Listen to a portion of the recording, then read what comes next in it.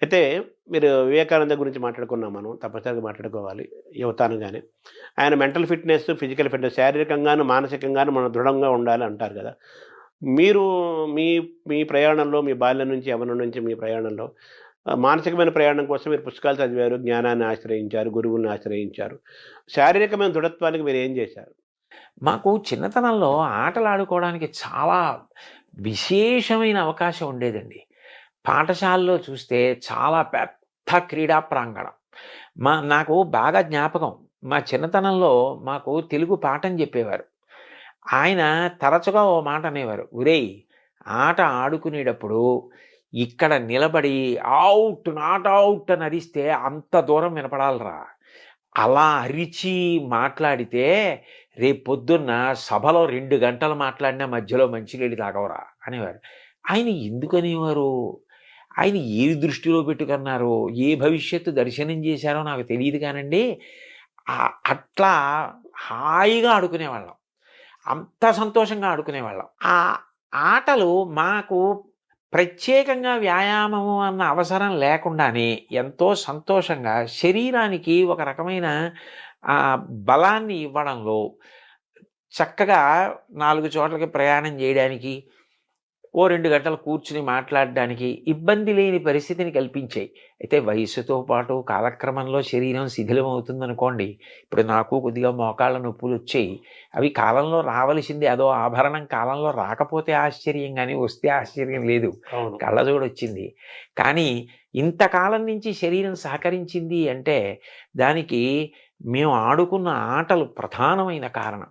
పిల్లలకి శరీర నిర్మాణంలో క్రీడలనేటటువంటివి ఎంతో ప్రాముఖ్యత వహిస్తాయండి. వాళ్ళకి అంతకన్నా సంతోషం ఇంకోటుండదు.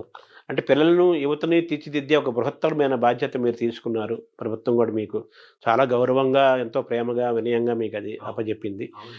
అయితే మీరు చదువుకున్న కాలానికి కాలం మారుతోంది. విద్యా విధానం గూడా అంత అనుకూలంగా కనిపించట్లేదు గదా! ఈ ఆటలు పట్ల ఎంతసేపటి చదువు, చదువు, చదువు లేదా ఎంసెట్ లేదా సాఫ్ట్‌వేరు ఈ మాటలే వినిపిస్తున్నాయి తప్పితే చదువు, జ్ఞానము, సంగీతము, కళలు ఈ ఆల్ రౌండ్ డెవలప్‌మెంటు, పరిపూర్ణ వ్యక్తిత్వ నిర్మాణం ఇవన్నీ గూడా దూరమవుతూ మీరంటే ఆటలు దూరమైనయి. చాలా దూరమవుతున్నాయి గదా! సో, యువత బాగా తయారవ్వాలి, బాల్యంలో మంచి ఒక పరిణామం ఏర్పడాలి అంటే ఆటలు చాలా ముఖ్యమైన కళలు ముఖ్యం గదా! ఈ వాతావరణం ముఖ్యమవుతున్న కాలంలో మీరు ప్రభుత్వానికి గానీ, విద్యాశాఖలకు గానీ మీరేమన్నా సూచిస్తారా? దాన్ని ఎలా తీసుకెళ్తారు? నేను పిల్లలకైనా, ప్రభుత్వానికైనా, ఉపాధ్యాయులకైనా, పాఠశాలల యొక్క యాజమాన్యానికైనా చెప్పాలి అనుకునే విషయం ఒక్కటేనండి. అసలు ముందు శరీరం అన్నది దృఢంగా ఉండి, శరీరం సహకరిస్తే అప్పుడు ఆ వ్యక్తి ఏదైనా చేయగలుగుతాడు. శరీరం దృఢంగా లేకపోతే అతను మానసికంగా ఎంత బలవంతుడైనా కార్యం చేయలేడు. మానసికంగా ఎంత ధైర్యం ఉన్నవాడైనా శరీరం సహకరించకపోయినా చేయలేడు. మనసుకి శిక్షణ ఉండాలి. మనసు ధైర్యంగా ఆటుపోట్లను ఎదుర్కోవాలి. శరీరం కార్యం చేయడానికి ఆరోగ్యవంతంగా సహకరించాలి. శరీరం సహకరించాలంటే 2 ఉండాలి. ఒకటి మంచి ఆహారం తినాలి. ఏదో రుచి కోసం కాదు. ఆహారం అనేది శరీర నిర్మాణానికి పనికొచ్చేదై ఉండాలి. అటువంటి ఆహారం తినడం మీద ఆభిముఖ్యం ఉండాలి. 2 వ్యాయామం లేకపోతే సంధిబంధాలు సడలిపోతాయి. అవి రేపొద్దున్న ఉపయోగపడవండి. ఓ 2 మైళ్ళు నడవవలసొస్తే నడవలేరు. ప్రయాణం చేయలేరు. ఎండలో నిలబడవలసొస్తే నిలబడలేరు. అట్లా ఉండకూడదు. శరీరం రాటు, పోటు తట్టుకుని సహకరించేదై ఉండాలి. అట్లా లేకపోతే వాడు ఎంత చదువుకోనివ్వండి. వాడు చాలా పెద్ద ఇంజినీర్ అయ్యాడండి. అయితే మాత్రం అతను ఎండలో ఒక అరగంట నించోలేకపోతే, ఓ 4 మైళ్ళ దూరం ఒక పూటంతా తిరగలేకపోతే, అతను ఎలా ఈ కార్యాన్ని సాధించగలుగుతాడు? మోక్షగుండం విశ్వేశ్వరయ్య గారు అంత వృద్ధుడైపోయిన తర్వాత కూడా ప్రధానమంత్రి అడిగారు అని చెప్పి విమానం ఎక్కి చాలా తక్కువ ఎత్తులో గంగానది అవన్నీ పరివాహక ప్రాంతాలన్నీ పరిశీలించి ఆనకట్టల నిర్మాణానికి సూచనలు చేశారు. అంత నియమబద్ధంగా, అంత ఆరోగ్యంగా ఉండేవారు. దానికి పూర్వం ఉన్న పెద్దలందరూ పాటించిన ఆహారం, వ్యాయామం ఈ 2 చాలా అవసరం. అవెంత అవసరమో మానసికంగా మనిషి ఏదైనా కష్టం వచ్చినప్పుడు తట్టుకోవడానికి సిద్ధంగా ఉండాలి. ఎందుకనంటే ఎప్పుడూ మనం అనుకున్నట్టు జరిగితే ఆశ్చర్యం ఏముంటుందండి? లోకంలో అన్నీ మనం అనుకున్నట్టు జరగవు. ఒక్కొక్కసారి మనం ఒకటి అనుకుంటాం, అది జరగదు. చతికిల పడకూడదు. ధైర్యంగా ముందుకెళ్ళాలి. దానికి పిల్లలకి మానసికంగా ఉత్సాహం కల్పించాలి. శారీరకంగా దృఢత్వం పొందడానికి ఆ అవకాశం కూడా కల్పించాలి. అంటే ప్రస్తుత విద్యా విధానంలో ఇంకొన్ని కాలేజీలు, కొన్ని స్కూల్స్‌లో ఏసీ బస్సులు, ఏసీ రూములు అంతా ఏసీమయమై సుఖమయమైపోయిన ఏదో స్టార్ హోటల్స్ లాగా ఉన్న వాతావరణంలో మీరన్నట్టుగా ఎండకు ఎండి, వానకు తడిసి, గాలికి తిరిగి ఆ ప్రకృతికి ఫేస్ చేసి అన్నిటిని తట్టుకోగలిగే మానసికంగా, శారీరకంగా తట్టుకునే శక్తి ఒకప్పుడు ఉండేది. అవునండి. దానికి దూరం అవుతున్నారు గదా! అవును. సో, మీరొక బాధ్యత గల ఒక క్యాబినెట్ మంత్రి హోదాలో మీరు వస్తున్నారు గాబట్టి, ప్రభుత్వాలకి అట్‌లీస్ట్ మన ఆంధ్రప్రదేశ్ ప్రభుత్వానికైనా గానీ, ఇవన్నీ అవసరం చాలా ఉంది గాబట్టి, మళ్ళీ ఒకప్పుడు వాతావరణానికి దగ్గర చేయాల్సిన అవసరం గూడా ఉందనిపిస్తుంది గదా! మీరు చెప్పిన అవునండి. మాటలు బట్టి. అవునవును. అవును. సో, ఇవి గూడా మీరు తెలియజేసే అవకాశం ఉందా? అయ్యో! తప్పకుండా. వారు నన్నంత ప్రేమగా మీరు మాకు సూచనలు చెయ్యండి అని అడిగినప్పుడు, ఇవి అవసరమో అని ఏది నేను నమ్మానో అది చెప్పడంలో తడబాటే ఉండదండి. తప్పకుండా చెప్తాను. అంటే తర్వాత మీకిచ్చినది గూడా మీకెంతో మీకు బాగా గో సంరక్షణ ఇష్టమైన అంశం. యువత అంటే మీకు చాలా ఇష్టము. మీకు చాలా ఎంతో ఇష్టమైంది అంశమే మీకొచ్చింది అనుకోకుండా. అవునండి. అవును. ఇది మీ మనసుకి ఇష్టమైన అంశం. చెప్పాలనుకున్న అంశానికి దానికి ఒక అధికారికమైన ముద్ర పడింది అంతే. అవును. అవును. కదా! అవును. సో, అయితే మన ఈ పెంపకంలో యువతను బాల్యులను పిల్లల్ని తయారు చేసే క్రమంలో పెంపకం గూడా చాలా ఇంపార్టెంట్ కదా! అవును. అవును. అక్కడ గూడా ఇప్పుడు ఒకప్పుడు వాతావరణం లేదు గదా! లోపం జరుగుతోంది గదా! అవును. సో, దాన్ని మనం ఎలా అధిగమించాలి? అది తల్లిదండ్రులకి సహజంగా భగవంతుడిచ్చిన గొప్ప వరం ఏమిటంటే, పిల్లలలో అంతర్లీనంగా ఉన్నటువంటి నైపుణ్యాన్ని గుర్తించగలిగిన లక్షణం ఉంటుందండి. ఇప్పుడు సర్ ఆర్థర్ కాటన్ అంత గొప్ప ప్రాజెక్ట్ బ్యారేజ్ కట్టారు. దానివల్ల లక్షల ఎకరాల సాగు జరుగుతోంది. చిన్నతనంలో హోర్న వాన పడుతుంటే ఆయన అన్నగారితో కలిసి వీధిలో నడుస్తుంటే వర్షపు నీరు వస్తుంటే దాన్ని ఆయన పుల్ల ముక్క తీసుకుని చిన్న చిన్న కాలవలుగా కలిపి ఆ ప్రవాహాన్ని అంతటిని పెద్దది చేసి పల్లం వైపుకి నడిపించడం చూసి అన్నగారు వెళ్ళి తండ్రికి చెప్తే వీడికి నీటి ప్రవాహాన్ని నియంత్రించడం పల్లం వైపుకి నడిపించడం ఇష్టమని ఇరిగేషన్ వైపుకి చదివించారు. ఎంత ఉపయుక్తపడ్డాడు మహానుభావుడు. ఆయన్ని కాటన్ అంటే ఎవరో విదేశీయుడిగా చూడరు. ఉభయ గోదావరి జిల్లాల్లో మీకు ఎన్ని విగ్రహాలు కనపడతాయో. ఆయనకి ఒకసారి తర్పణ ఇస్తుంటే ఋషి సమానంగా కాటనే విని ఆశ్చర్యపోయారు పడవలోంచి. అంత గౌరవిస్తారు. అంటే తల్లిదండ్రులు గుర్తించబట్టే కదా! రవీంద్రనాథ్ ఠాగూర్ గారిలో చిన్నప్పటి నుంచి కవిత్వం మీద ఆసక్తి ఉందని దేవేంద్రనాథ్ ఠాగూర్ గుర్తించి కవిత్వం వ్రాయడానికి అవకాశం కల్పించబట్టి కదా సాహిత్యంలో నోబెల్ ప్రైజ్ వచ్చింది. తల్లిదండ్రులు ఎంతసేపు వీడు ఇదే కావాలి అన్న ఆలోచన కాకుండా పిల్లల్లో అంతర్లీనంగా ఉన్న నైపుణ్యాన్ని గుర్తించగలిగితే ఓ చిట్టిబాబు గారు లాంటి వైణికుడొస్తాడు, ఒక బాలమురళీకృష్ణ గారు లాంటి గానగంధర్వుడొస్తాడు, ఓ ఘంటసాల వెంకటేశ్వరరావు గారొస్తారు. అట్లాగే ఒక గొప్ప శిల్పి జక్కన లాంటి శిల్పి వస్తాడు. వాళ్ళకి అసలు అనేక విషయాలు పిల్లలకి చూపించి వాళ్ళ అనురక్తి దేని వైపు నిలబడుతోందో అటువైపు ప్రోత్సహిస్తే మళ్ళీ అన్ని రంగాల్లోనూ వృద్ధి ఉండాలి కదండి. ఇప్పుడు ఆంధ్రదేశం అంటే ఒకప్పుడు విశ్వనాథ సత్యనారాయణ గారు, గుర్రం జాషువా గారు, కొప్పరపు కవులు వాళ్ళందరూ రాసిన గ్రంథాలు, ఆ పద్యాలు, పుస్తకాలు ఎంత చెప్పుకుంటాం. అట్లాంటి కవులు రావాలి, గాయకులు రావాలి, వైణికులు రావాలి, సంగీత విద్వాంసులు రావాలి, రచయితలు రావాలి. చిన్న కథలు తెలుగుదేశానికి పెద్ద ఆస్తి. ఆంధ్రదేశానికి చిన్న కథ అంటే అంత గొప్పది. శ్రీపాద సుబ్రహ్మణ్య శాస్త్రి గారు ఉన్నారు. చిన్న కథలు రాసేవాళ్ళు రావాలి. ఎవరిలో ఏ నైపుణ్యం ఉందో గుర్తించగలగడం తల్లిదండ్రులకే సాధ్యం. మొదట వాళ్ళకే తెలుస్తుంది. అంటే ఇప్పుడు ఆ వాతావరణం స్కూల్ వాతావరణం మారుతోంది. ఆటలు పోతున్నాయి, కళలు పోతున్నాయి, సంస్కృతి మిస్ అవుతున్నాం. అలాగే ఇంట్లో పెంపకంలో కూడా పిల్లల వైపు చూస్తూ తల్లిదండ్రులు వాళ్ళని గమనించటము, వాళ్ళ శ్రద్ధాశక్తులు, వాళ్ళకి ఏదిలో ఆసక్తి ఉంది, ఇందులో వీళ్ళు పైకొస్తారనే ఆలోచనలు, ఇవన్నీ కూడా తగ్గిపోతున్న కాలంలో మనం ఉన్నాం కదా! సో, మీ ఇదిలో మీరు చేయగలిగినంత మీరు చేస్తారు. సహజంగా గూడా అటు ప్రభుత్వ విద్యా వ్యవస్థ, ఇటుపక్క పిల్లల పెంపకము, ఇంకో పక్క పిల్లలు. ఈ మూడిటి మధ్య ఒక కలిస్తేనే అనుసంధానం బాగుంటుందండి. ఉండాలి కదా. కలిస్తేనే చాలా బాగుంటుంది. అది ఎందుకనంటే ఈ రంగంలోకి వెడితే అతను అప్రయోజకుడైపోతాడు, అతను ఏమీ సాధించలేడు అన్న భావన పెట్టుకోక్కర్లేదు. సంగీతంలోకి వెళ్ళి కూడా ప్రపంచ ప్రఖ్యాతి పొందినటువంటి వాళ్ళు అనేక మంది ఉన్నారు. అందులో కూడా ఆర్థికంగా ఏమీ ఆర్జన ఉండదు అనుకోవడానికి కూడా వీల్లేదు. అందులోకి వెళ్ళి ఆర్థికంగా నిలదొక్కుని చక్కగా సంతోషంగా హాయిగా జీవనం గడిపిన వాళ్ళు ఉన్నారు. కాబట్టి ఇవాళ ఏ రంగానికి కూడా నిజంగా చెప్పాలంటేనండి, ఇందులోకి వెడితే ఆర్జన ఉండదన్న రంగం నాకు తెలిసి ఏవీ లేవు. మనిషి బాగా నిలదొక్కుని నైపుణ్యం సంపాదించాలి తప్ప ఒక వైణికుడిగా ఎంత స్థాయికైనా వెళ్ళచ్చు, ఒక గాయకుడిగా ఎంత స్థాయికైనా వెళ్ళచ్చు, ఒక విద్వాంసుడిగా, ఒక కవిగా, ఒక రచయితగా, ఒక వ్యాఖ్యాతగా ఎంత స్థానాన్నైనా పొందవచ్చు. అంటే మనం ఏ రంగాన్ని ఎంచుకున్నా, ఏ పని చేసినా అందులో హైట్స్ చూడాలి, ఎక్సెల్ అవ్వాలి అనే ఒక పట్టుదల ఆ మనిషిలో ఉండాలి. పిల్లల్ని అది వాళ్ళలో ఉందన్నప్పుడు తల్లిదండ్రులు ప్రోత్సహించడం కూడా అవసరం.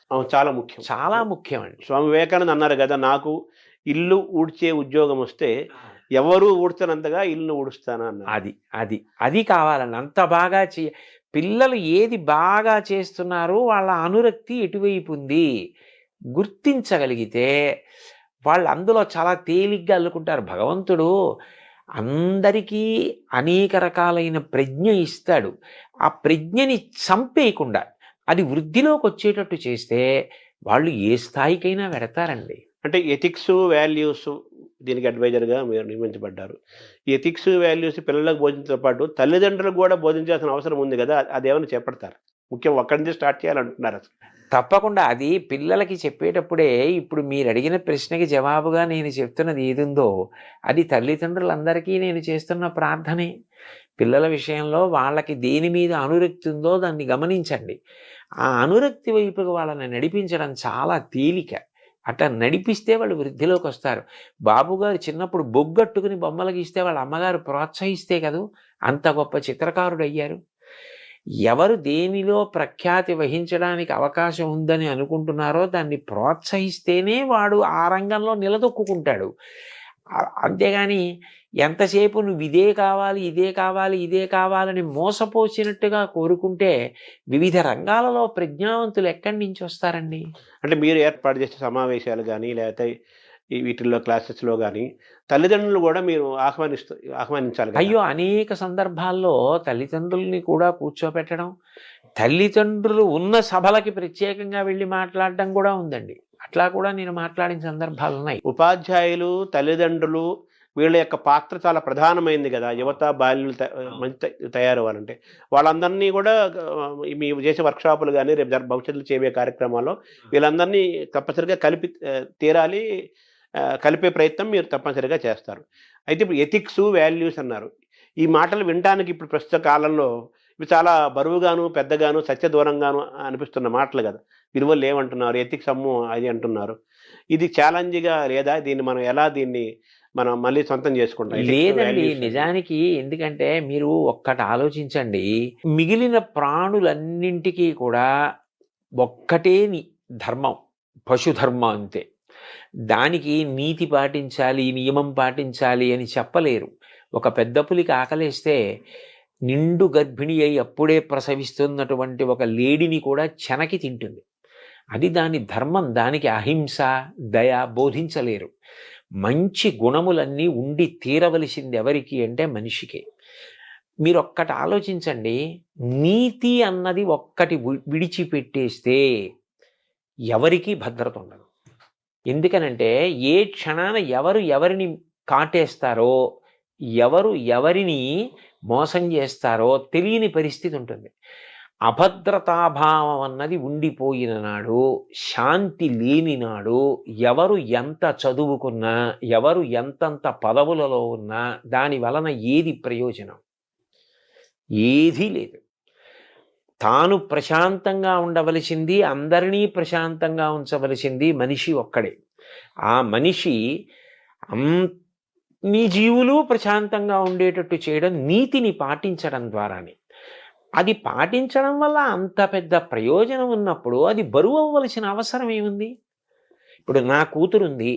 నా కూతురు బయటికి వెళ్ళినప్పుడు భద్రంగా ఉంటుందన్న నమ్మకం నాకు కలగాలి. వేరొకరి కూతురు బయటికెళ్ళినప్పుడు భద్రంగా ఉంటుందన్న భావన వారికి కలగాలి.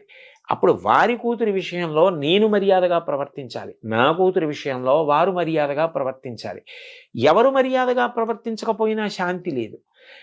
ఆ నియమ పాలనం చేసి నీతిని పాటించవలసిన వాడు మనిషి ఒక్కడే. ఎందుకనంటే ఒక ప్రాణి వేరొక ప్రాణి యొక్క విభూతిని వాడుకోదు. మహా అయితే ఆహారం కోసం తింటుందంతే. ఏనుగు దంతం పెద్ద పులికి అక్కర్లేదు. ఏనుగు దంతంతో బొమ్మ చేసేవాడు మనిషి. నెమలి నాట్యం చూసి నాట్యం నేర్చుకునేవాడు మనిషి. గాడిద మీద బరువులు మోయించేవాడు మనిషి. గుర్రం ఎక్కి ఎత్తైన ప్రదేశాలకు వెళ్ళేవాడు మనిషి. ఏ ప్రాణిలో ఏ విభూతి ఉంటే దాన్ని వాడుకునేవాడు మనిషి. అయినప్పుడు ఆ మనిషి తాను ప్రశాంతంగా ఉండాలి, చుట్టూ ఉన్న వాళ్ళని ప్రశాంతంగా ఉంచాలి, సమస్త జీవులను ప్రశాంతంగా ఉంచాలి. మనిషి కట్టు తప్పాడనుకోండి, అతని ఒక్కడితో పోదండి. ఏటికి వరదొస్తే ఒక ఊరికి ప్రమాదం, సముద్రానికి ఉప్పెనొస్తే పెను ప్రమాదం. అండ్ ఈ జీవ వైవిధ్యము, బయోడైవర్సిటీ అని మనం ఈరోజు ఇబ్బంది పడుతున్నాం కదా, దానికి మనిషి యొక్క మితిమీరిన స్వార్థము ఒక కారణం కదా. అందుకే ప్రతి విషయంలోనూ ఆ నీతి, స్వీయ నియంత్రణ చాలా అవసరం. సముద్రం నేను చిలీలి కట్ట దాటను అని ఓ నియమం పెట్టుకుని చేతకాని దానిలా కెరటం అక్కడ వరకు వచ్చి వెనక్కెడుతోంది. సముద్రం నేను ఎన్నాళ్ళు ఇలా ఉంటాను, ఏడాదికి ఒక్క 2-3 రోజులు నా ఇష్టం వచ్చిన చోట ఊళ్ళోకి ఎడతానంటే, అన్నేళ్ల నుంచి అలా నియమానికి సముద్రం కట్టుబడి ఉన్నప్పుడు కట్టుబడ్డానికి మనిషికి ఎందుకు కష్టం? అంటే ఒక్క మనిషి తప్ప మిగతా ప్రకృతి జంతువులన్నీ కూడా సహజంగా ప్రవర్తిస్తున్నాయి. మనిషే మారిపోతున్నాడు కదా. అంత మారిపోవలసిన అవసరం లేదండి. అయితే అతి తెలివితేటలు కూడా మంచిది కాదు. కాలం మారుతోంది, మేము మారుతున్నాం అంటూ ఉంటారు. కాలం మారడం అంటే కాలానికి ప్రధానం సూర్యచంద్రులు. సూర్యుడు తూర్పును ఉదయించడం మానేశాడా, పశ్చిమాన అస్తమించడం మానేశాడా? ఋతువులు 6 అలాగే ఏర్పడుతున్నాయి. శీతాకాలంలో చలేస్తోంది, హేమంత ఋతువులో మంచు పడుతోంది. ఎప్పుడు ఎలా ఉంటుందో అలాగే ఉంది. కాలం ఎక్కడ మారింది? కాలం ఏం మారలేదు. మనం మారి కాలం మీద నెట్టేస్తున్నాం. మారింది మనిషి ఒక్కడే మారాడు. కానీ ఆ మారడం మంచిగా మారితే పర్వాలేదు. మంచిని వదిలిపెట్టి మారకూడని రీతిలో మారి దాన్ని కాలం మీదకో ఇతరుల మీదకో నెట్టేస్తే తర్వాత ఆఖరణ ముప్పుని మాత్రం మనిషే మొట్టమొదట భరించవలసి ఉంటుంది. ఇప్పుడు మన కరోనాలు కానీ, ప్రకృతి వైపరీత్యాలని అటువంటివి. మనిషి దూరం అవుతున్న కాలంలోకి మనం వచ్చేసాం. ఇప్పుడు ఎథిక్స్, వాల్యూస్ అంటే పిల్లలకి ఈతుకు చెప్పాలంటే మామూలుగా physics, chemistry, mathematics, economics, history ఇవన్నీ ఉన్నాయి. ఇవి మరి మన పాఠ్యాంశాల్లో తగ్గిపోతున్నాయి కదా. ఒకటి పెద్ద బాల శిక్ష అవన్నీ ఉండేవి, శతకాలు ఉండేవి. మనం తెలుగు వరకు మనం మాట్లాడుకుంటే, ఆంధ్రప్రదేశ్లో మాట్లాడుకుంటే అవి కూడా విద్యా విధానంలో సిలబస్లోకి తీసుకురావాల్సిన అవసరం కూడా ఉంది కదా. అవి తప్పకుండానండి. ఎందుకనంటే ఏదైనా ఒకటి జ్ఞాపకం ఉండాలి అంటే మీకు పద్యం కన్నా తేలిక మార్గం ఇంకోటి ఉండదు. ఛందోబద్ధమైన పద్యం 4 మాటలు చదివితే జ్ఞాపకం ఉంటుంది. ఇప్పుడు మీరు నైతిక విలువల గురించో లేకపోతే వాళ్ళు జీవితంలో పాటించవలసిన మౌలికమైన నీతి గురించో మీరు ఎంత ప్రసంగం చేసినా అప్పటికి వాళ్ళు పట్టుకున్న కాలక్రమంలో అది విస్మృతికి గురైపోతుంది. ఒక పద్యం అనుకోండి, వాళ్ళకి ధారణలో ఉంటే వాళ్ళు ఎప్పుడు ఏ సందర్భాన్ని ఎదుర్కోవలసి వచ్చినప్పుడు పద్యం స్ఫురణకొస్తుంది. పద్యం స్ఫురణకొస్తే అందులో ప్రతిపాదింపబడిన విషయం గుర్తొచ్చి వాడు ఏది చెయ్యాలో ఏది చేయకూడదో నిర్ణయించుకుంటాడు. అందుకని అటువంటి పద్యాల సమాహారంగా కొంత పాఠ్యాంశంగా ఒక పాఠ్య ప్రణాళిక ఉండి తద్వారా ఈ నైతిక విలువలు పిల్లలు నేర్చుకోవడం అన్నదానికి అవకాశం కలిగితే బాగా స్పష్టత ఉంటుంది. పిల్లలు కూడా బాగా పట్టుకోగలుగుతారండి. వాళ్ళు ఊంచుకోగలుగుతారు, తెలుసుకోగలుగుతారు. అంటే ఇటువంటి విద్యా విధానం రావాల్సిన అవసరం ఉంది కదా. దాన్ని దూరం అవుతున్నాం కదా ప్రస్తుతం ఉన్న వాతావరణం. అది దిద్దుకోవడమేనండి. అదే దాన్ని దిద్దుకుని ఏది చేస్తే పిల్లలకి మంచి జరుగుతుందో అది చేస్తే సరిపోతుంది. తర్వాత గురు శిష్య పరంపర కూడా, గురు శిష్య సంబంధాలు అనేవి చాలా ముఖ్యమైనవి. ముఖ్యంగా పిల్లలకి, యూత్కి, వాళ్ళకి ముఖ్యమైనవి కదా. ఇప్పుడు గురు శిష్య సంబంధాలు అంత ఆరోగ్యకరంగా లేవు. గురువు అనే మాట చాలా సుదూరంగా వినపడుతున్న మాట. మనకు పాఠాలు చెప్పే టీచర్లు కనిపిస్తున్నారు, లెక్చరర్స్ కనిపిస్తున్నారు, ప్రొఫెసర్స్ కనిపిస్తున్నారు కానీ వాళ్ళ మార్గదర్శనం చేసే గురువు అనేవాడు పాఠాలు చెప్పిన వాళ్ళందరూ గురువులు అవ్వరు కదా. అవును. ఎవరైతే మార్గదర్శనం చేశాడో వాడు గురువు అవుతారు, మిగతా అంతా ఒక టీచర్లు, లెక్చరర్లు, ప్రొఫెసర్లు. గురువుల అవసరం ఈ జాతికి అవసరం ఉంది. నెక్స్ట్ ఒక ఉపాధ్యాయుడు, శిష్యుడు, విద్యార్థి, ఒక గురువు, ఒక విద్యార్థి మధ్య గురు శిష్య పరంపర సంబంధం చాలా గొప్పగా ఉండే కాలం నుంచి మనం వచ్చాం, ప్రయాణం చేశాం. ఇప్పుడు ఆరోగ్యక తల్లిదండ్రులు పిల్లల మధ్య ఎలాగే సంబంధాలు కొంచెం తగ్గుతున్నాయో, గురు శిష్య సంబంధాలు కూడా మారుతున్న క్రమంలో ఉన్నాం కదా. మీ బాధ్యతలో గురు శిష్య సంబంధాలు పెంచాల్సిన అవసరం కూడా ఉంది. ఆ పట్ల కూడా కృషి జరగాలి కదా. జరగాలి. ఎందుకనంటే పాఠం చెప్పడం వరకే నా కర్తవ్యం తప్ప నా వ్యక్తిగత జీవితం పిల్లల్ని ప్రభావితం చేయడానికి వీల్లేదని చెప్పడం సాధ్యం కాదు. ఎందుకనంటే మీరు చూడండి, ఇది నేను కొత్తగా ఏదో చెప్తున్నది కాదు. చిన్న పిల్లల్ని పాఠశాలకు పంపిస్తారు. వాళ్ళు పాఠశాల నుంచి వచ్చేసి ఓ తువ్వాలో, ఓ పొడుగైన బట్టో, ఓ చీరలా చుట్టుకుని, ఓ శుద్ధముక్క కట్టుకుని పాఠశాలలో టీచర్ గారు పిల్లల్ని ఎలా పిలుస్తారో అలా వాళ్ళు రకరకాల పేర్లతో పిలుస్తూ ఆ టీచర్ని అనుకరిస్తారు. బోర్డు మీద రాస్తున్నట్టు, ఏయ్ SIT down, don't make noise అని ఆ పిల్లలు ఎవరో ఉంటారు స్కూల్లో, ఏ హంసిని డోంట్ టాక్, అలా ఆ టీచర్లో పరకాయ ప్రవేశం చేసి వీళ్ళు టీచర్ని అనుకరిస్తూ ఇంట్లో టీచర్ ఆటను ఆడుకుంటారు. ఇంట్లో టీచర్ ఆట ఆడుకోని పిల్లలు నేను చూడాల. ప్రతి పిల్ల ఆడుతుంది. అంటే అంత తొందరగా చిన్నప్పటి నుంచి ప్రభావితం చేసేది ఎవరు అంటే పాఠం చెప్పేటటువంటి గురువు. గురువు వ్యక్తిగత జీవితం కూడా శిష్యుడి మీద అంత ప్రభావం చూపిస్తుంది. ఆయన నైతిక విలువలు, ఆయన మార్గదర్శనం చేసే విధానం, ఆయన ఉద్ధాన పతలాలు ఎదుర్కొన్న తీరు, ఆయన ఎలా విలువలకు కట్టుబడతాడు అన్నది పిల్లల్ని చాలా ప్రభావితం చేస్తుంది. అందుకని మనం ఏ వస్తువుని ముట్టుకుంటున్నాము అన్నదాన్ని బట్టి ముట్టుకుంటున్న వాడికి కూడా దానికి తగినటువంటి రీతిలో ఉండవలసిన అవసరం ఉంటుంది. అందుకని గురువులు కూడా పిల్లలు సక్రమంగా ప్రభావితులయ్యేటట్టుగా వ్యక్తిగత జీవితంలో క్రమశిక్షణ పాటించడం అవసరం అయి ఉంటుందండి. అంటే మీరు ఇందాక అన్నారు, పిల్లల్లోని ప్రతిభని, పిల్లల్లోని ఆసక్తిని గమనించే వాళ్ళ తల్లిదండ్రులు పిల్లల్ని వాచ్ చేస్తూ వాళ్ళలో ఉన్న ప్రతిభని గమనించి వాళ్ళు ఆ విధంగా అటువైపు తీసుకెళ్తే వాళ్ళు గొప్పవాళ్ళు అవుతారు. ఎంచుకుని ఏ రంగమైనా కావచ్చు, సంగీతం కావచ్చు, సాహిత్యం కావచ్చు, మ్యాథమెటిక్స్ కావచ్చు. అలాగే గురువులు కూడా విద్యార్థిలోని ప్రతిభని గమనించి ప్రోత్సహించి మార్గదర్శనం చేసేవాడు. గురువు యొక్క పాత్ర కూడా చాలా గొప్పది కదా. చాలా గొప్పదండి. సో తల్లిదండ్రులకి ఎలాగైతే పెంపకము ఎలాగైతే మనం అనుకున్నామో వాళ్ళకు కూడా క్లాసులు చెప్పాలి, వాళ్ళకు కూడా మనం బోధించాలి, వాళ్ళలో కూడా మార్పు రావాలి అని అనుకుంటున్నాము. గురువులకు కూడా పాఠాలు చెప్పాల్సిన పరిస్థితిలోకి వచ్చేసింది కదా ఇప్పుడు. అవి కూడా చేపడతారా మీరు? అది కూడా అంటే నాకు తెలిసినంత వరకు గురువులు క్రమశిక్షణాయుతంగానే ఉంటారు. కాకపోతే వాళ్ళ యొక్క గొప్పతనాన్ని, వాళ్ళ యొక్క కర్తవ్యత నిష్టని వాళ్ళు సమాజ నిర్మాణంలో ఎంత కీలకమైన పాత్ర పోషిస్తున్నారు అన్నది వాళ్ళు ఒక్కసారి జ్ఞాపకం తెచ్చుకొని మేము ఇంత గొప్ప స్థితిలో ఉన్నాం, ఇంత గొప్ప ప్రభావితం చేయగలిగిన స్థితిని పొంది ఉన్నామని సంతోషించి పునరంకితం కావడానికి వాళ్ళకి కూడా అవసరమే.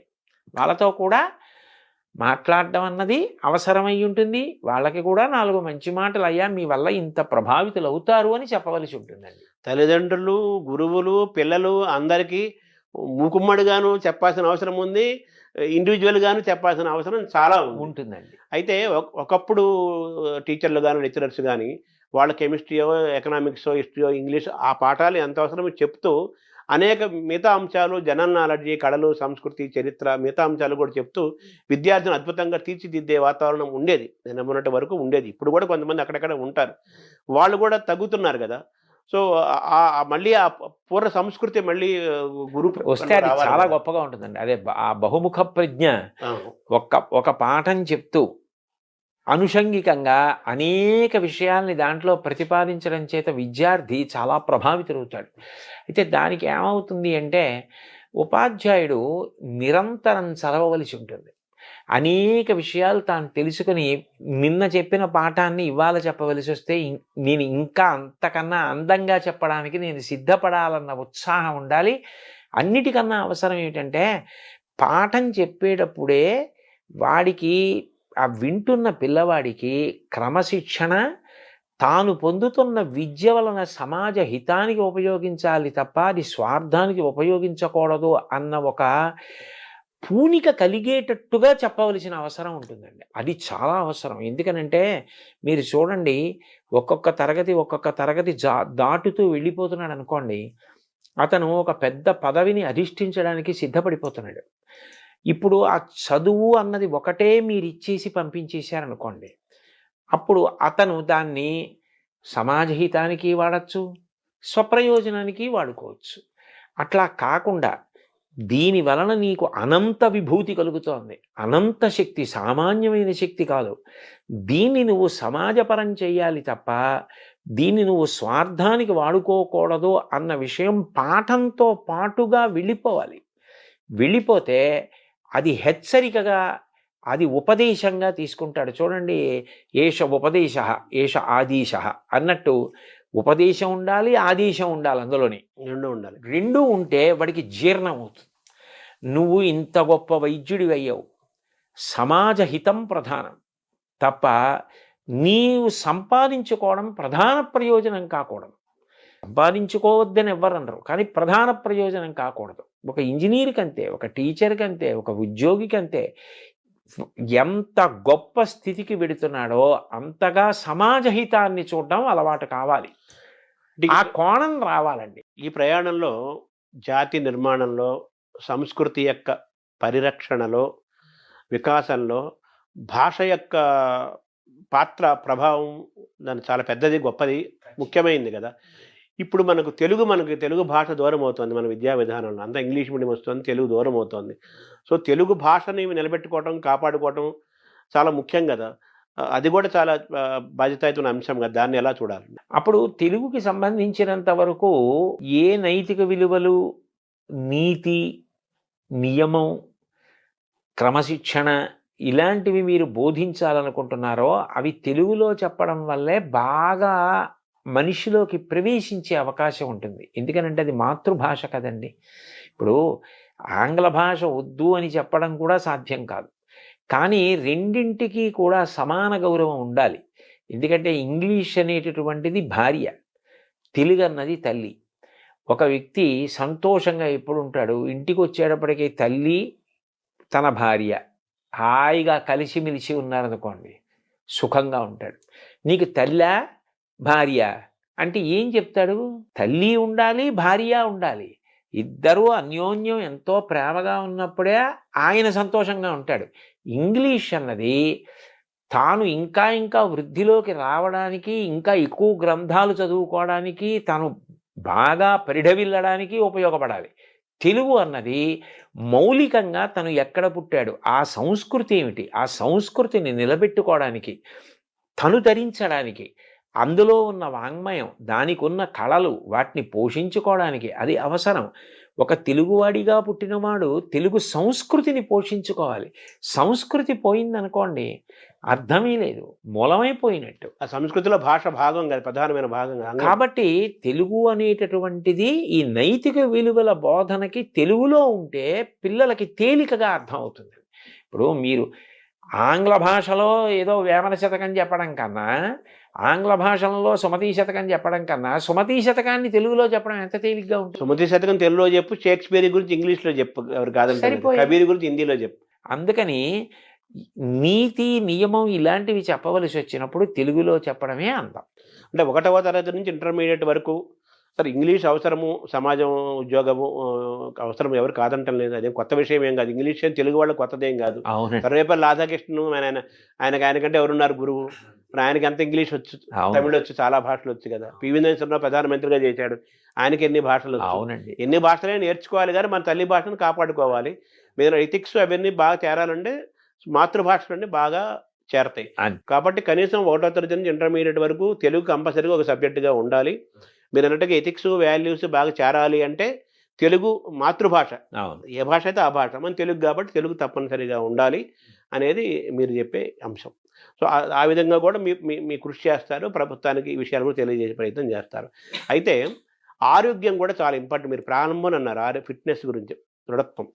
ఇప్పుడు మీరు అన్నారు, నాకు ఒకప్పుడు బాగా ఉండేవాడిని, ఇప్పుడు కాస్త కళ్ళజోడు వచ్చింది, కొంచెం మోకాళ్ళ నొప్పులు వచ్చినాయి అంటే ఇప్పుడు 60 దాటిన తర్వాత 50 దాటిన తర్వాత ఇప్పుడు చిన్నపిల్లలకే కళ్ళజోడులు వచ్చేస్తున్నాయి. సో కాబట్టి ఆరోగ్యం కూడా చాలా ఇంపార్టెంట్ కదా! సో ఆరోగ్యం పట్ల ఒక అవగాహన కలిగించటము, ఆహార నియమాలు ఇవి కూడా యువతని, బాల్యాన్ని శక్తివంతంగా నిర్మాణం చేయడంలో ఆరోగ్యం యొక్క పాత్ర చాలా ముఖ్యం కదా! వాటిని కూడా మీరు టచ్ చేస్తారా? ఖచ్చితంగానండి, అనుమానం లేకుండా. నేను పిల్లల్ని ఉద్దేశించి చేసినటువంటి ప్రసంగాల్లో దీన్ని స్పృశించకుండా ఎప్పుడూ మాట్లాడను. ఎందుకనంటే అసలు మూలం శరీరమే కదండి. శరీరం అన్నది అత్యంత ప్రధానమైనటువంటి విషయం. అందులో ఏది పడితే అది పడేస్తే అది ఆరోగ్యంగా ఉండమంటే ఎట్లా ఉంటుంది? దాంట్లో ఏది వెళ్ళాలో అది విడితేనే అది మీరు చేయవలసిన పనికి అనుగుణంగా మీకు సహకారం చేస్తుంది. కాబట్టి దాని విషయంలో పరాకు పనికిరాదు. 2, మీరు ఒకటి గమనించండి, అనారోగ్యం తనంత తాను మీ ప్రమేయం లేకుండా అనుకోకుండా వచ్చిందనుకోండి, అది వేరు. దానికి ఎవరిది తప్పు కాదు. ఆరోగ్యం మీద ప్రభుత్వం కోటాను కోట్ల రూపాయలు ఖర్చు పెట్టవలసిన అవసరం లేకుండా పౌరులు ఎవరికి వారు ఆరోగ్యంగా ఉండడం పట్ల జాగ్రత్త వహించడం అలవాటై జాతి గౌరవంగా ఆరోగ్యంగా ఉండడం అలవాటు చేసుకుందనుకోండి, వైద్య ఆరోగ్య శాఖ మీద ఎంత ఖర్చు తగ్గుతుందంటారు? ఒక్క డిస్పోజబుల్ నీడిల్ వాడాలి అంటే, కొనాలి అంటే ఎంత అవుతుంది? ప్రతిరోజు కొన్ని లక్షల మందికి ఆ రక్తం తీయాలి అంటే డిస్పోజబుల్ నీడిల్స్ వాడాలంటే ఎన్ని కోట్ల రూపాయలు అవుతుంది. అది వాళ్ళ ప్రమేయం లేకుండా వాళ్ళు ఏ తప్పు చేయకపోయినా ఏదో అనారోగ్యం వచ్చిందనుకోండి, అది ఎవరు దాన్ని తప్పు పట్టరు. కానీ తను తినకూడనివి తినడం, తను త్రాగకూడనివి తాగడం, తను వ్యసనపరుడు కావడం, తను వ్యాయామం చేయకపోవడం, 4 అడుగులు నడవకపోవడం, వయస్సులో ఉండి 1 కిలోమీటర్ కూడా పరిగెత్తకపోవడం, అసలు సంధిబంధముల పట్ల జాగ్రత్త లేకపోవడం, దాని వలన అనారోగ్యం తెచ్చుకోవడం, వేలకి వేలు, లక్షలకి లక్షలు ఖర్చు అయిపోతూ ఉండడం, ఇదంతా నిరర్ధకమైన విషయం కదా. అది 2 మానసికంగా కూడా చాలా తీవ్రమైన పరిస్థితిని కల్పిస్తుందండి. ఇప్పుడు నేనే ఉన్నాను, ఎక్కడికో ప్రవచనానికి వెళ్ళాలి. నేను ప్రవచనానికి వెళ్ళడం నా ఆరోగ్యం దాని మీద ఆధారపడదు. చుట్టుపక్కల ఉన్న వాళ్ళు కూడా ఆరోగ్యంగా ఉన్నప్పుడే అందరూ ఎవరి కర్తవ్యం వాళ్ళు చేయగలరు. వినేవాడు కూడా ఆరోగ్యంగా ఉండాలి, అది మీరు చెప్పింది వాడు వినాలి కదా. అందుకని ఇది చాలా అవసరం అండి, చాలా చాలా ముఖ్యమైన విషయం అది.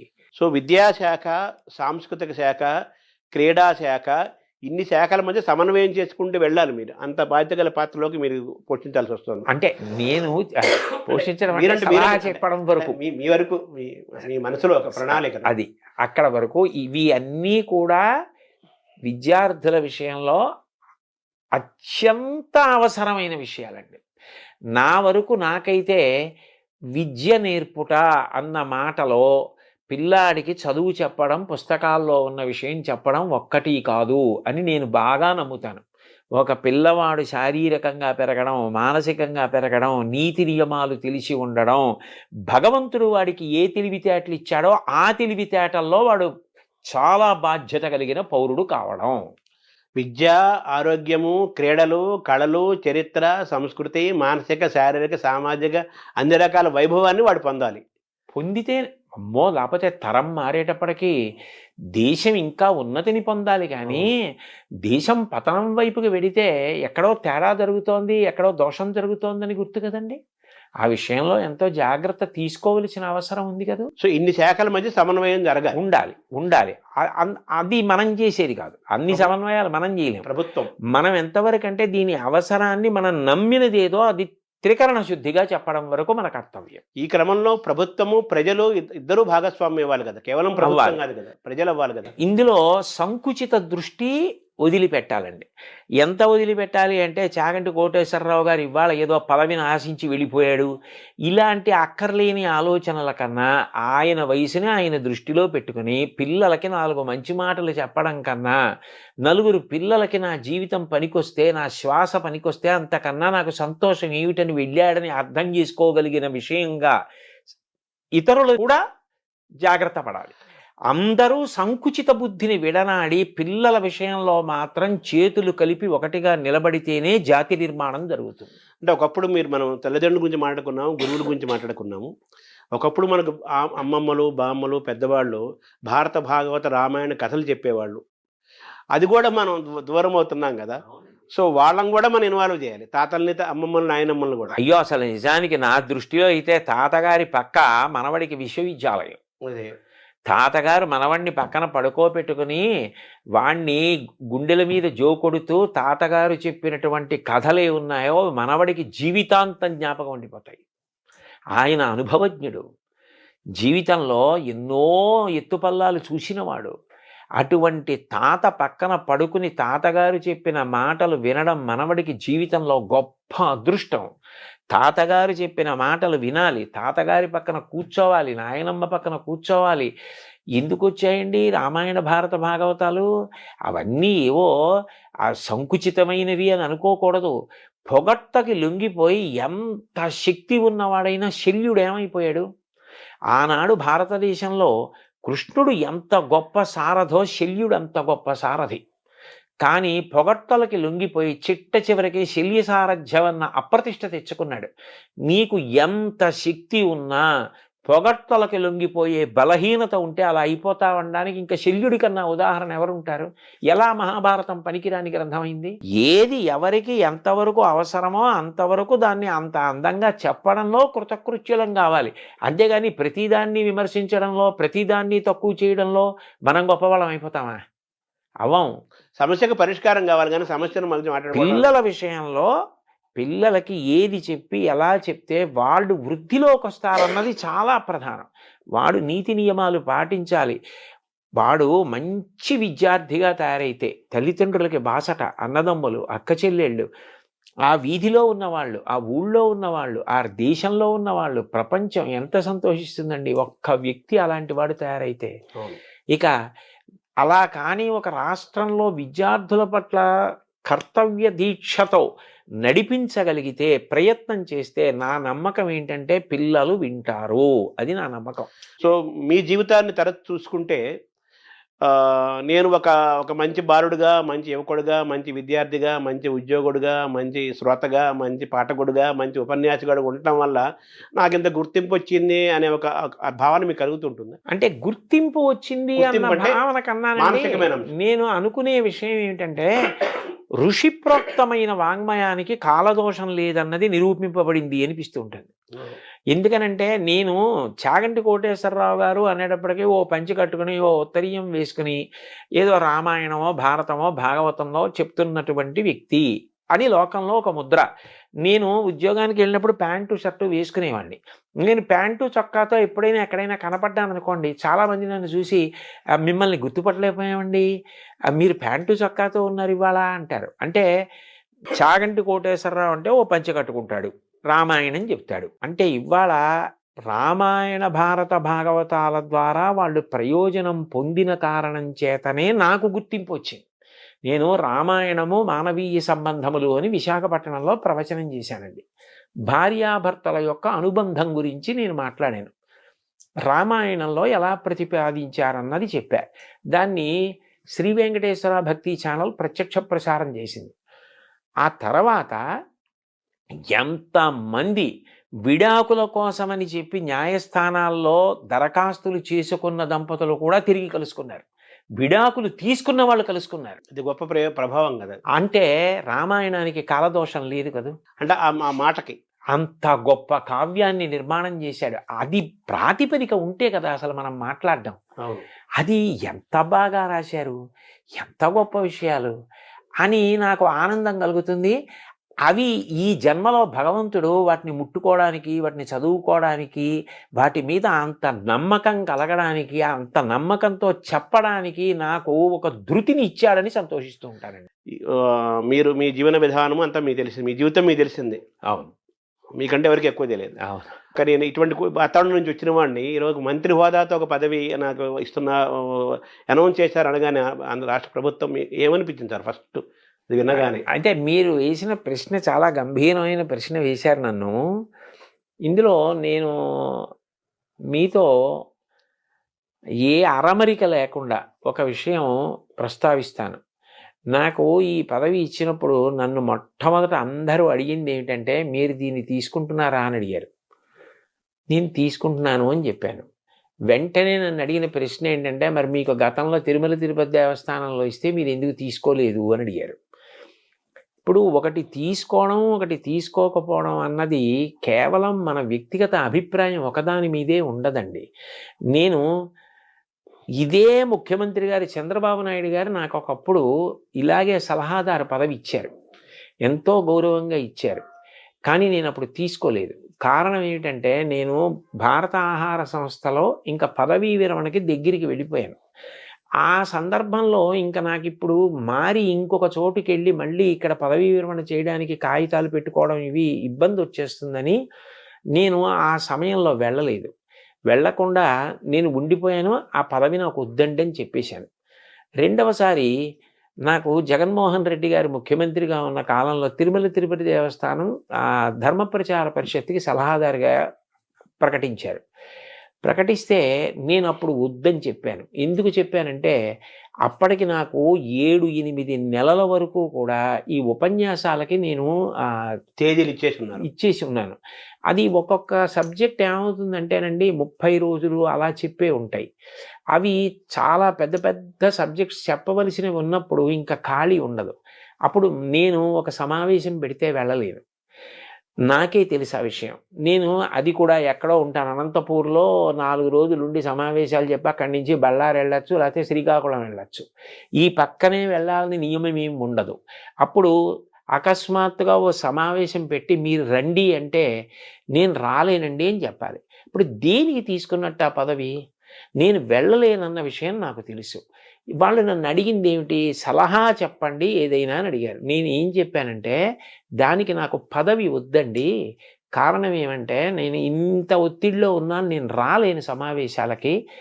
నా వలన నిజంగా మీకు ఏదైనా సలహా కావాలి అంటే పదవే అక్కర్లేదు, మీరు నాకు ఫోన్ చేసినా నేను చెప్పగలిగిందైతే చెప్తానండి అని చెప్పా. అట్లాగే నేను చెప్పిన ప్రవచనాలు వెంకటేశ్వర భక్తి ఛానల్ వారు ఎన్నో సంవత్సరాలుగా వేస్తున్నారు. నేనెప్పుడు వాళ్ళు ఏది అడిగినా నేను చెప్పినవి వాళ్ళకి ఇచ్చా. నేను ఎవరి దగ్గర పైసా పుచ్చుకోను. అందుకని అప్పుడు ఆ పదవి తీసుకోలేదు. ఇప్పుడు పదవీ విరమణ చేసేశాను. ఇప్పుడు నాకు ఏదో కొన్ని ఉపన్యాసాలు నేను ఒప్పుకున్న ఉన్నాయి. కానీ నేను దీని గురించి ఒక స్పష్టత వచ్చి పిల్లలకి చెప్పడానికి నేను కాలాన్ని ప్రణాళిక చేసుకోవడానికి నాకు అవకాశం ఉన్నటువంటి సమయం. అందుకని ఇది అంగీకరించాను. కానీ యథార్థానికి నాకు ఈ స్థాయి కావాలి, ఆ స్థాయి కావాలని నేను అడగలేదు. బహుశः ఏ ప్రేమ చేతనో లేకపోతే ఈయనకి ఇచ్చిన కర్తవ్య నిర్వహణలో ఇది ఆయనకి సానుకూలం అవుతుంది అన్న ప్రేమ చేతనో వారు అట్లా ప్రకటించారు. దాన్ని నేను కూడా అంతే సహృదయంతో స్వీకరించా. కానీ నా ప్రధానమైన ఉద్దేశ్యం మాత్రం ఒక్కటే. నేను పిల్లలకి ఉపయోగపడగలిగిన 4 మంచి మాటలు పిల్లలకి చెప్పగలిగిన నా వల్ల ఒక్క పిల్లవాడు తన మార్గాన్ని మార్చుకుని చెడు వైపుకు వెడుతున్న పిల్లవాడు ఇది చెడు వద్దు అని మారగలిగిన నీ దేశానికి గొప్ప సేవ చేసినట్లు భావిస్తా. ఎందుకనంటే మీరు ఆలోచించండి, ఒక్క పిల్లవాడు గాడి తప్పి ఒక తప్పు వైపుకు వెళ్ళిపోతే వాడు రేపొద్దున్న ఎంత పెద్ద నేరస్తుడవుతాడో, ఎంత ప్రమాదకరమైన వ్యక్తి అవుతాడో, వాడి వల్ల దేశానికే ఎంత అప్రతిష్ట వస్తుందో. నేను చెప్పిన మాటలు ఒక్క పిల్లాడినటువంటి మార్గం నుంచి తప్పించగలిగాయి అనుకోండి. మా అమ్మ 9 నెలలు కష్టపడి కని ప్రసవ వేదన పొంది నన్ను ప్రసవించినందుకు నా జన్మకి సార్థక్యం. ఒకటి మాత్రం నేను మనసు విప్పి త్రికరణ శుద్ధిగా చెప్తున్నాను శర్మగారు మీకు, నేను బ్రతికినంత కాలం బ్రతకను. ఎందుకనంటే 65 ఏళ్ళు వచ్చాయి. ఇంకో 65 ఏళ్ళు మాత్రం ఒక్కనాటికి బ్రతకను. నాకు ఎంతో ఓపిక ఉండే కాలం మహా అయితే ఇంకొక 6 ఏళ్ళు 7 ఏళ్ళు. ఆ తర్వాత శరీరం శిథిలం అవడం అనేది సహజంగా ఉంటుంది. ఇంత ఓపిక కూడా ఉండదు. ఇంతకాలం నయా పైసా ఆశించకుండా ఆధ్యాత్మిక ప్రవచనాలు చేశా. నా కోరిక ఏమిటంటే ప్రవచనాలు మానేస్తానని కాదు, కానీ 10 మంది పిల్లలకి నేను ఉపయోగపడగలిగితే, తల్లిదండ్రులకి, కుటుంబాలకి, ప్రభుత్వాలకి, దేశానికి నేను ఇంతకన్నా ఏ సేవ చెయ్యాలి? నాకు భగవంతుడు వాక్కునిచ్చాడు. ఆ మంచి మాటలు నేను పిల్లలకి చెప్పి 10 మంది పిల్లల్ని బాగు చేయగలిగితే ఈ దేశంలో పుట్టినందుకు, ఈ దేశమాత రుణం తీర్చుకోలేను కానీ ఆ తల్లి వీడు నా కడుపున ఈ దేశంలో పుట్టినందుకు వీడు త్రికరణ శుద్ధిగా భవిష్యత్ తరాల కోసం తాపత్రయపడ్డాడని భరతమాత సంతోషిస్తే నాకు చాలు. అదే 10,000. అదే 10,000. దాని కొరకు అంగీకరించాను కానండి. నిజానికి ఇతర విషయాలు వాళ్ళు ప్రేమతోటి గౌరవంతోటి ఇది బహుశः ఈయనకి ఉపయోగపడుతుందని కల్పించిన స్థానం అని నేను అనుకుంటున్నాను. దానివల్ల మీకు సహజంగా తీసుకున్నారు. నేను ఎవరిని ఇది ఇవ్వండి అని ఎప్పుడు అడగలేదండి. అది కూడా కేంద్ర మంత్రి కేబినెట్ హోదా అన్నా కదా, సహజంగా తీసుకున్నారు కానీ దానికే మీరు అది వస్తుందని ఇది తీసుకోలేదు. ఇది చెయ్యాలి కాబట్టి ఒప్పుకున్నానంతే. వాళ్ళు ఏదో ఏర్పరిచారని. అయితే మీ కార్యక్షేత్రము ఎలా ఉంటుంది? తర్వాత మీ ఏ స్వేచ్ఛతో మీరు ప్రవచనాలు చెప్పటము, గో సంరక్షణ ఏం నడుస్తూనే ఉంటాయి. అయ్యో అది ఇప్పుడు అకస్మాత్తుగా పూజ పూర్తయితే అక్షతలు నీళ్లు వదిలేసినట్టు వదిలేసేది కాదు కదండి. అది నా సప్తధాతువుల్లో జీర్ణం అయిపోయిన విషయం. అవును, అది నాకు ఎంతో సంతోషకరం. అది నేను వదిలిపెట్టేయలేను. నేను ఎప్పుడు భగవంతుణ్ణి ప్రార్థన చేసేది కూడా ఒకటే. నేను ఒక ప్రవచనం చేసేటప్పుడు నా దృష్టి అన్య విషయాల వైపుకి వెళ్ళదు. ఎప్పుడైనా పూజ చేసేటప్పుడు వెళ్ళొచ్చేమో, జపం చేసుకునేటప్పుడు వెళ్ళొచ్చేమో, ప్రవచనం చేసేటప్పుడు కుదరదు. ప్రవచనం చేసేటప్పుడు దాని మీదే ఉంటుంది దృష్టి. అంటే ప్రవచనం చేసేటప్పుడు నేను వెళ్ళిపోగలిగితే భగవంతుని వైపే దృష్టి పెట్టి వెళ్ళిపోతానని నాకు ఒక పెద్ద ఆశ. అలాంటిది నేను ప్రవచనాలు వదిలేస్తానని ఎలా అనుకుంటాం? వదలలేను. కానీ నేననేది ఏంటంటే ప్రవచనానికి విద్యార్థులకి సంబంధం లేదని అనుకోకూడదు. నేను మొన్న విశాఖపట్నంలో ప్రవచనానికి వెళుతుంటే బోళ్ళంతమంది పిల్లలు ఉన్నారు. నేను ఎందుకో వచ్చారులా ఉందనుకుని సభలోకి వెళ్ళిపోయారు. రెండో రోజు కూడా సభలోకి వెళుతుంటే పిల్లలు అందరూ ఉన్నారు. నేను అందులో ఒక అమ్మాయిని పిలిచి అడిగా, అమ్మాయి ఏమి నువ్వు వచ్చావు అని అడిగాను. అడిగితే ఆ పిల్లంది, మాకు ఇది ఆధ్యాత్మిక ప్రవచనంలా అనిపించదండి, మాకు ఇందులో మేము పాటించవలసిన విషయాలు అనేకం అర్థమవుతున్నాయి. రాటు పోటు తట్టుకుని నిలబడ్డం అంటే ఏమిటన్నది మేము రాముడి గురించి మీరు చెప్తున్నప్పుడు వింటున్నాం.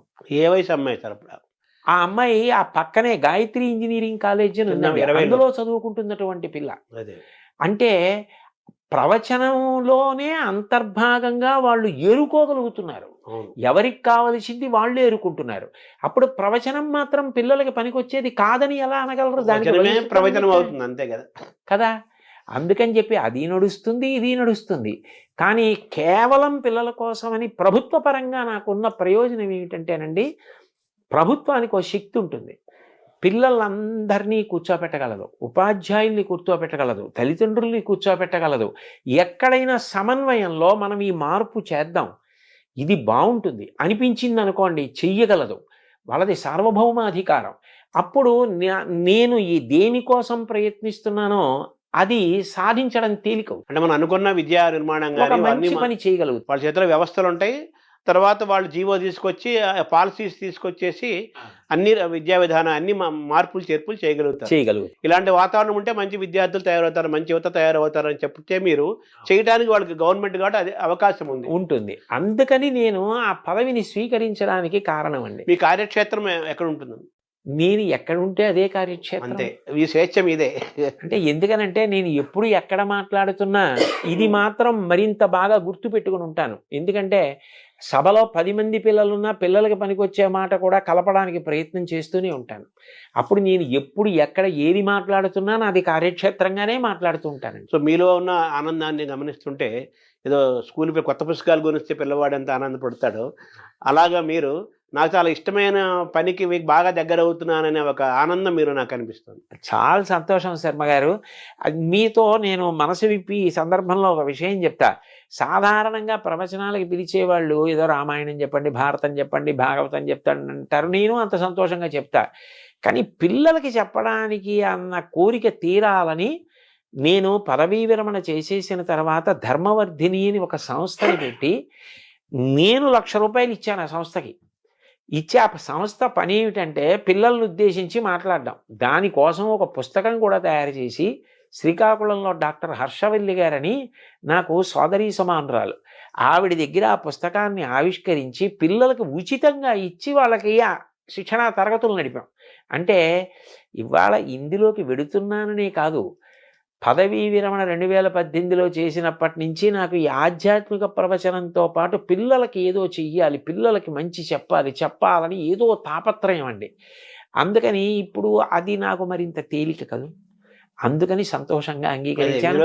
సంతోషం దిగునీకృతమైంది. ఆ సంతోషం మీకు కనపడటం నాకు మరీ నాకు కనిపించింది. అది చాలా పిల్లగాడికి కొత్త పుస్తకాలు కొంటే ఆ వాసన పుస్తకాలు ఇష్టం. అలాగే మీరు పిల్లలకి ఇంకా దగ్గర అవుతున్నాం. అవునండి, హాయిగా మనం స్వేచ్ఛగా చేస్తున్నాం. అవును. ఆధ్యాత్మిక ప్రవచనాలు ఎలాగో ఉంటాయి. మన మనసులో గోరక్షణ, పిల్లల్ని తయారు చేయడం మీకు బాగా ఇష్టమైన అంశాలు ఈ రెండు. అవునండి, ఈ రెండు సాగుతాయి. అవును. మిమ్మల్ని సద్వినియోగం చేయాల్సిన అవసరం అందరికీ ఉంది. మిమ్మల్ని ఎంత సద్వినియోగం చేసుకుంటే అంత మంచిది. అంతే అంతే. అంతే. నమస్కారం సార్. చాలా సంతోషం సార్.